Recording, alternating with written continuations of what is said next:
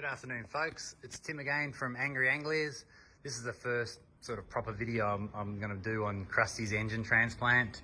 You would have seen the other day I did just a quick video on what engine it is. It's a Suzuki Sierra 1.3 engine and 5-speed box. Today I've been working flat out, so I brought Crustee into the workshop and drove it in. And as you can see over here, the old sidey and gearbox is out, exhaust is out.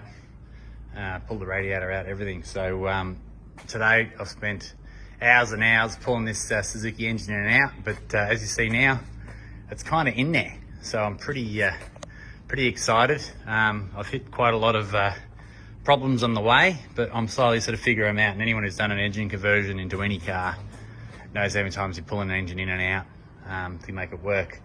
So what I've had to do, I've cut the rad support out and moved the radiator forward. I wanted to use the Suzuki Sierra radiator.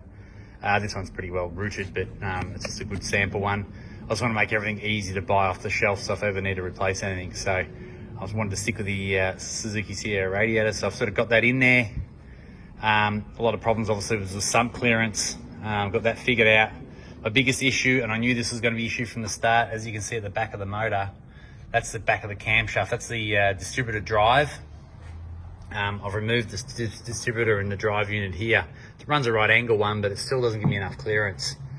So I've been sort of playing around with that all day, trying to not cut the top of the firewall out, but I think I'm gonna have to. I can move the engine slightly further forward and probably squeeze it in there tightly, but to be honest, I think it's gonna cause me more grief. So for the little bit of cutting and welding, I'm gonna do a little box section at the back there and make it all clear. I'm gonna run the original Sierra engine mounts, original Sierra manifolds, so it's just easy for parts.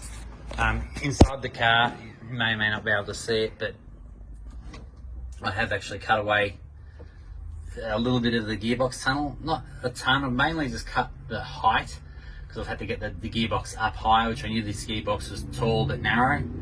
And the tail shaft, etc., is nearly in the right spot, so I'll have to make a new top tunnel section. I might even make it as a screw-in removable one, so you just sort of bolt it down so when the engine comes out, if at any stage we can do it. So that's sort of where the shifter's going to sit.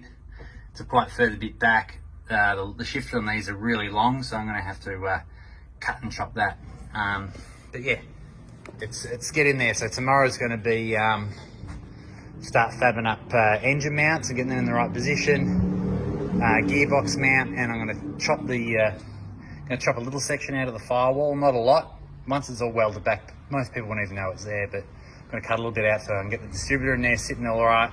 Then I can get all my levels right, so my tail shaft angle, engine level, make sure my drag link and all that's clearing. It looks pretty well at the moment. I'm just sort of set a radiator hose there, just thinking about all that sort of stuff. I'm going to probably run a thermo fan on the front of the radiator because I might be a little bit tight at the back, but see how we go. But look, first day in, I've done quite a bit of progress. Everything's going to fit under the bonnet. I think it's going to be a pretty good conversion. So the first one's always the hardest. The second one's going to be a lot easier. But yeah, this is video 2. We've got started and we're making some good progress. Thanks for watching, guys. Bye.